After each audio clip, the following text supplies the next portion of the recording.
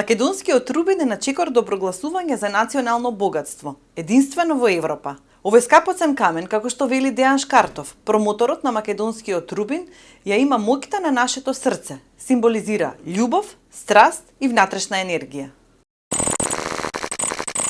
Скапоцен камен во Македонија е новитет, бидејќи скапоцените камења биле таму негде во светот, во екзотичните земји, нели, диаманти, рубини од Индија, и се одеднаш рубин од Македонија, и да кажеме првите 10 години беа тој период на инкубација, на ширење на идејата.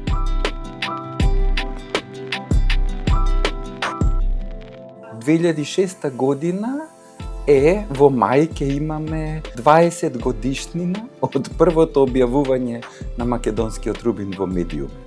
Многу работа е помината, а моментот сега е, бидејќи мислата е зрела. Ние сме веќе една сцена на 7-8 дуќани кои го промовираме во цела Македонија. Еве охриѓаните, колегите наши од Охрид, таму има странци, доаѓаат делегации, така да еден човек не беше доволно. Туку сега ние како екипа, како сцена, бараме од институциите ваков феномен на природата да биде заштитен со закон, за да ни се обезбеди како суровина за нашето занечиство, бидејќи ние сме сега гранка на занечиството.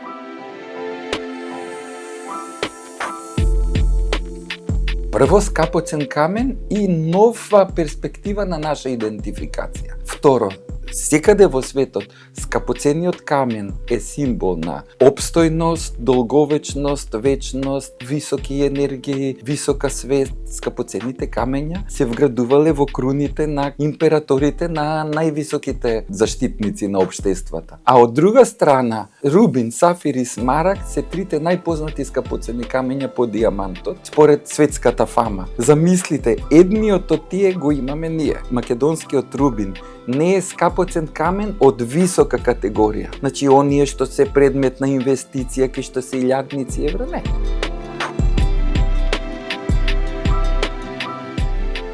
Рубеус, латинскиот збор за црвено, рубеус. Рубинот со црвена боја е најредок и затоа и најскап, заради своите перформанси.